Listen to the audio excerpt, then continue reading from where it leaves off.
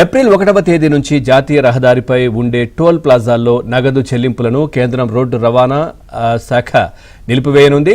ఈ మేరకు వాహనదారులు టోల్ ఛార్జీలను ఖచ్చితంగా ఫాస్టాగ్ యూపీఐ ద్వారా మాత్రమే చెల్లించాల్సి ఉంటుంది. దీంతో టోల్ ప్లాజాల వద్ద భారీ క్యూ లైన్లు తగ్గడంతో పాటు ప్రయాణం మరింత సాఫీగా సాగవచ్చు. అయితే దీనికి సంబంధించిన అధికారిక నోటిఫికేషన్ ఇంకా విడుదల కాలేదు. ఈ నో స్టాప్ వ్యవస్థను ఇప్పటికే పైలట్ ప్రాజెక్టు కింద దేశంలోని 25 టోల్ ప్లాజాల్లో అమలు చేసి పరీక్షిస్తున్నారు.